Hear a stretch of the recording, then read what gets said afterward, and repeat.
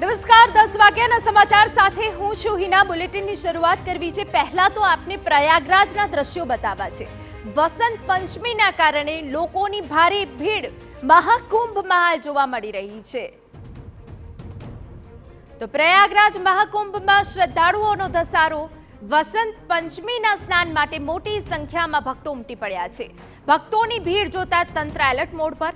વ્યવસ્થામાં કોઈ પણ ચૂક ન રહી જાય તે જોવા મુખ્ય પ્રધાન યોગી આદેશ આપી દીધા છે।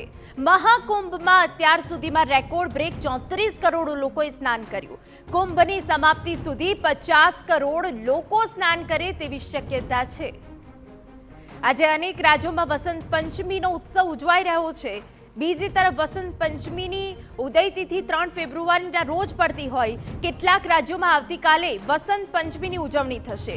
મહાકુંભનું ત્રીજું શાહી સ્નાન અને વસંત પંચમીનું મુખ્ય સ્નાન પણ આવતીકાલે થશે। જો કે ત્રિવેણી સંગમમાં આસ્થાની ડૂબકી લગાવવા માટે આજથી શ્રદ્ધાળુઓનો ધસારો જોવા મળી રહ્યો છે।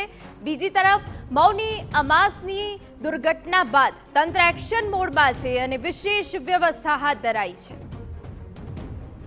શ્રદ્ધાળુઓની ભીડને જોતા ત્રિવેણી સંગમ સુધી પહોંચવાના માર્ગ અને પરત ફરવાના માર્ગને અલગ કરી દેવાયા છે। તો સાથે પ્રયાગરાજમાં વાહનોના પ્રવેશ પર સંપૂર્ણ પ્રતિબંધ લગાવી દેવાયો છે। મુખ્ય સ્નાન પર્વના અવસરે તેમજ તેની પહેલા પણ પછી પણ કોઈ પણ પ્રકારના વીઆઈપી પ્રોટોકોલ લાગુ કરવામાં નહીં આવે, જેથી સામાન્ય શ્રદ્ધાળુઓને કોઈ પણ પ્રકારની તકલીફ ન પડે।